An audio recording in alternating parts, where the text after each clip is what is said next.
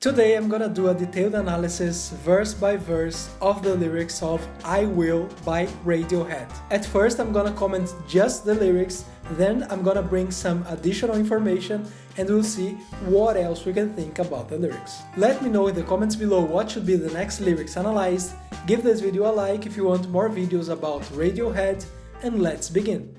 The title is I Will, and the first verse is I will lay me down in a bunker underground. So if the lyrical speaker wants to lay down in a bunker underground, it means that they are afraid of a nuclear attack. So they don't want this possible attack to happen to their children.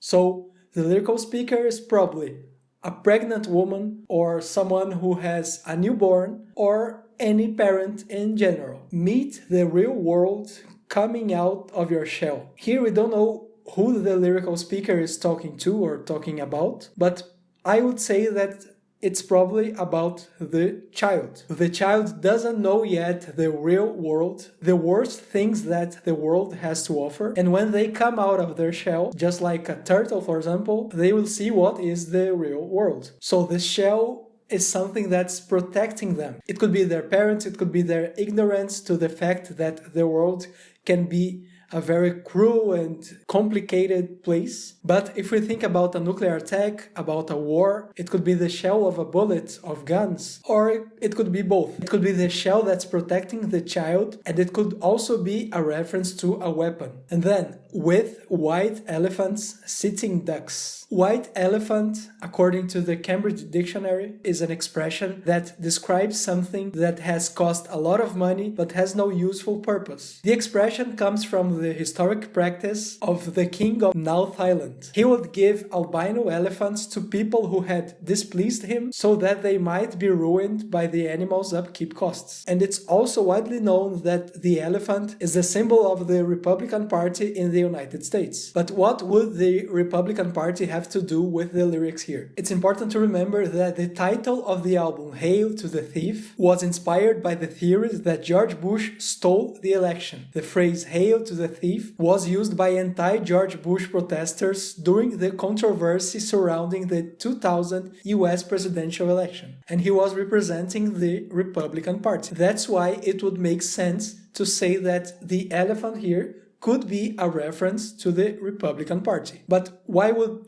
these elephants be white? As I said, they would be white because of the expression white elephant, and I would say that we could also think that it's because most, or at least many, of the most powerful leaders are white. But what would sitting ducks mean? If the elephants are the leaders, the ducks could be the people. The leaders decide what's gonna happen to the world, to everyone. And they even decide when wars begin and end. While they are deciding this, the people are sitting. The people are doing nothing. And when they start a war, people need to go to a bunker underground. That's why the lyrical speaker here wants to go to a bunker to protect themselves and their children. But why exactly ducks? If it's true, why would they choose ducks to symbolize the people? It's hard to know, but let's think. Ducks float freely on the water. They can swim, and ducks can fly. So we could think that ducks are a symbol of freedom. But they are also social animals.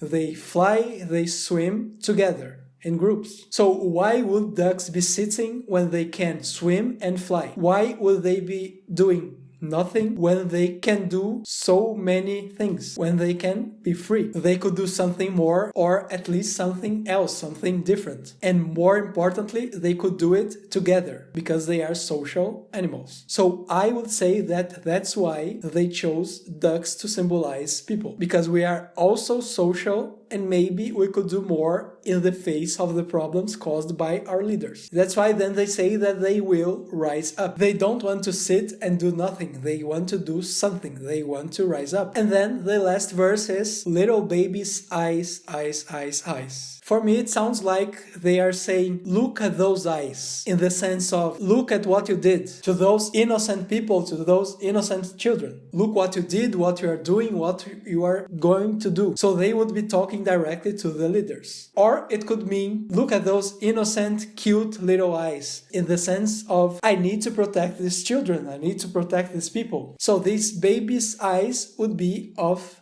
children in general, more specifically here, of the lyrical speaker's child or children. It would symbolize their innocence, because they will meet the real world when they come out of their shell. This is my interpretation, but let's see what Thom Yorke said about the lyrics. This is from an interview to XFM in 2003. You said it's the angriest thing you've ever written. Yes, well, yeah, I guess it is. I mean, it's quite simple really. I had an extremely unhealthy obsession about the first Gulf War. When they started it up, they did that lovely thing of putting the camera on the end of the missile. And you got to see the wonders of modern military technology blow up this bunker. And then sometime afterwards, in the back pages, it was announced that that bunker was not full of weapons at all, but women and children. And it was actually a bomb shelter. And so we all got to witness the wonders of modern technology. And it ran through so much stuff for so long for me. I just could not get it out of my head. It was so sick, and so that's where the anger comes from.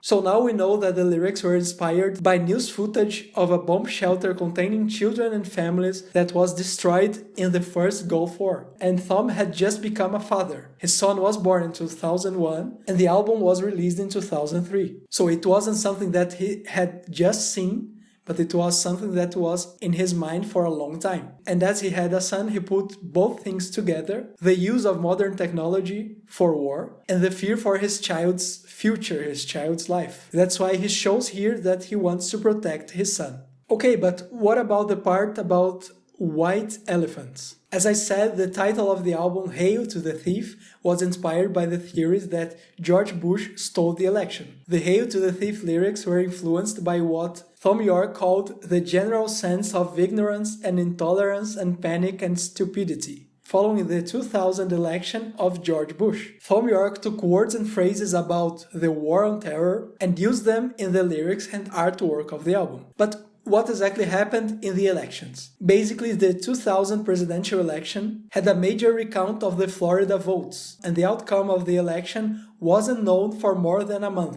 After an intense recount process and a Supreme Court decision, Bush won Florida's electoral votes by a margin of only 537 out of almost 6 million votes. And then he became the president-elect. The process was very divisive and led to calls for electoral reform in Florida. That's why protesters were using the phrase "Hail to the Thief," referring to George Bush. This was my interpretation, and let me know in the comments what, in your opinion, could have a different interpretation. If you like this video and want more videos about Radiohead, give it a like and let me know in the comments below what should be the next lyrics analyzed. If you'd like to support my work here, you can subscribe and consider becoming a patron. Around here you can see other videos, other analysis.